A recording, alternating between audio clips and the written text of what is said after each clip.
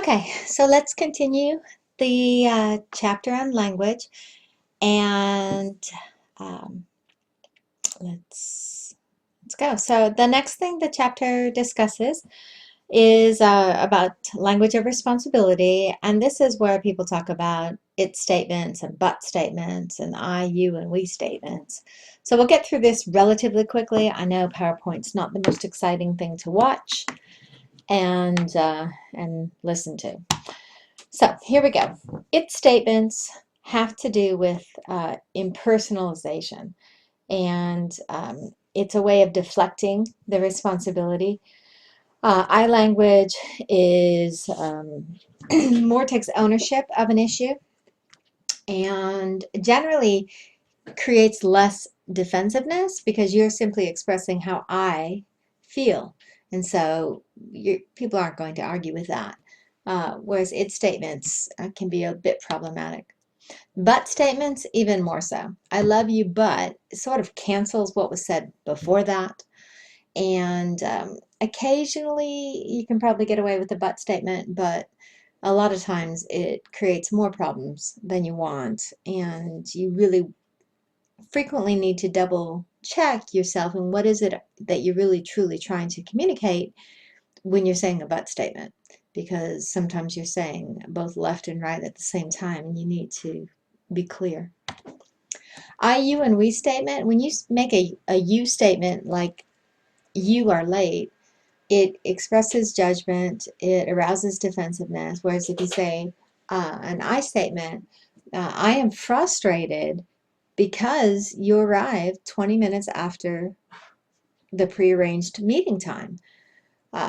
So you're less likely to trigger defensiveness because you're going to start with an I language that talks about your own situation. And again, like I said before, that's less likely to create defensiveness. So a we language has to do with creating a little bit of a community. You know, we need to work on this, and we need to be more efficient with our time. And one of the ways we can do that is simply by arriving on time. Okay, so here are some things that for you to consider, and you can pause and look at this video more carefully. Let me make this a little bit smaller. There you go, so you can see everything. Things for you to consider, so I'll let you take a look at that. Disruptive language, next section in the textbook, looks at language that basically can get you into trouble.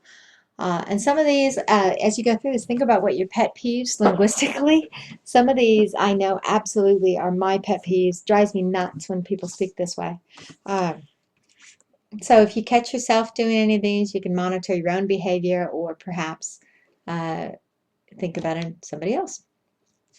Fact and opinion confusion. These people who have a lot of opinions but state them as though they were clear and actual verifiable facts when they're not.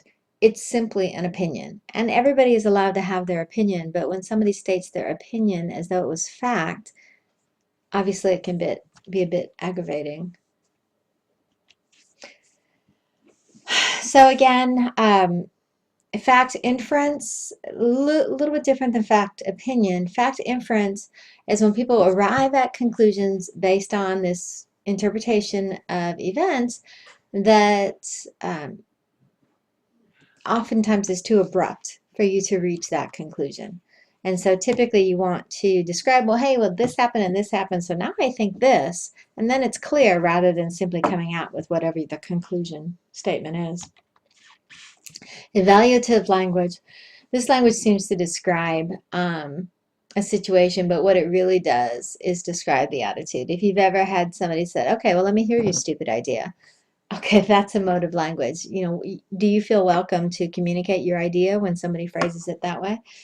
No. So you want to get rid of that emotive language and use more neutral language that doesn't pass judgment. The section on gender and language. I know we touched on this a little bit in terms of sexism in the previous section of the chapter. This one's different. This talks a little bit about the gender differences in terms of the way that men and women use language. So it's very interesting. Certainly the idea of these fundamental differences Deborah Tannen, whose name you see here referenced, and this probably John Gray, I'm not sure. I think that's John Gray referred. They both have done a tremendous amount of research on gender communication and the difference between men and women. And two-culture theory argues that men and women do not communicate from the same position. They have different reasons, different purposes that they communicate, and that influences what they say, how they say it, and what it is they mean.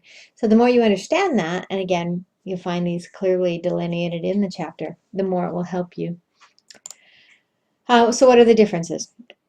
There's another view that argues, you know what, we're really not that different, that we have more in common than people think. It's more of a stereotype that men and women are very different, and they look at it entirely different. So you're going to want to explore that section of the book. In terms of gender differences, here you've got some information here that deals more with sex as or gender as a psychological term than as a biological term. Certainly the issue of power, the issue of occupation, the issue of culture can have a tremendous influence. And that is the end of the second half of the chapter. And the last half.